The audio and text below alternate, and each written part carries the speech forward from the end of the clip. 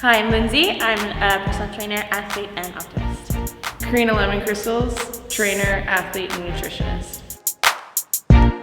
It's something that just empowers me, and it has so much meaning for me in terms of my roots and growing up with my mom, who came out of the closet to me at a very young age, and really growing up with this dynamic of women who are chefs and mechanics and powerhouses. And it was something that was so inspiring for me, and somehow, some way, to be able to find my strength in myself, it gives me some sort of fulfillment that I'm able to kind of feel like I'm relating to those women that I grew up getting to know as a child. Well, empowerment. That's the first word that came to my mind. I think I've played sports all my life, so being able to boost each other through whatever kind of empowerment you feel through exercise, whether it is lifting or it is conditioning or it is endurance type activities. I think the community that you build and the relationships you share with people as you do these activities really empowers you, and you share your strengths, celebrate your strengths together. I got into weightlifting by doing cardio too much, so something's gotta give. So once I kind of was spinning my wheels too much, constantly being on that literal hamster wheel of fitness, of cardio, I wasn't seeing the results that I wanted. And when I first got into fitness, before finding strength and powerlifting, strongman, CrossFit, weightlifting, I was very much so just doing cardio, and I didn't know what I was doing. And I met a girl who got me into the strength realm of things, and not only does, her name is Alicia, she's such a gem, not only does having had her guide me into strength sport mean so much, but it also makes me want to do what she had done for me to other women, and also men as well. I was first introduced to weightlifting in high school, and so there was a girls' fitness program in school that I was at that kind of gave us introductory to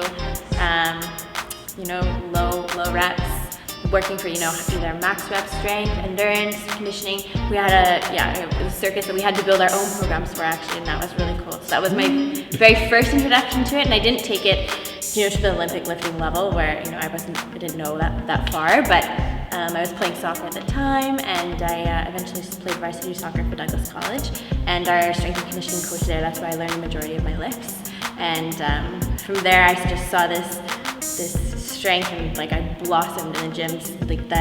That improvement I'd seen, I had nowhere seen that much improvement on the field, where I've been playing my whole life in the gym as fast as I did.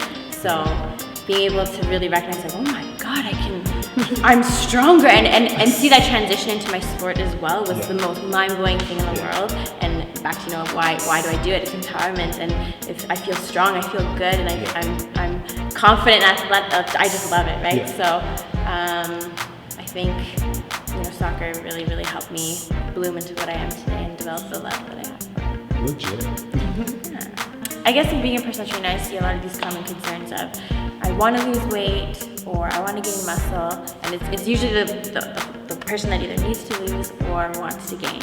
And people have these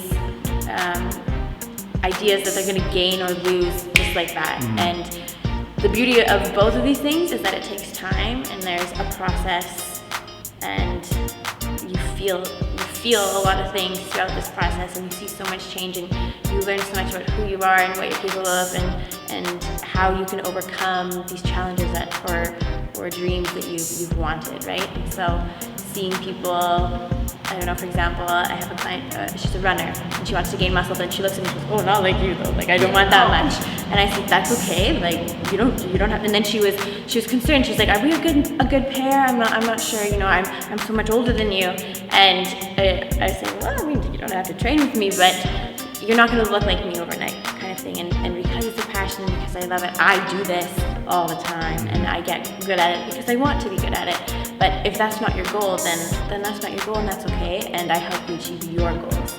So I guess any misconceptions of being uncomfortable or being certain people who love fitness, love it and would do it for free if we didn't have to live, like, you know, pay for rent and pay for things, right? Because you feel better after exercise, and we love to help people. So I think that any fear of lifting or trying something new, I mean, you know, put it in the back of your mind and just go and try it, because there's so many people that would be willing to help you and willing to show you. And if you've never done it before, then, you know, there's no reason to be afraid of it, because you might be really good at it. So, you know, surround yourself with people that love it, because they will help you figure out what you want out of it, right? What you want to be.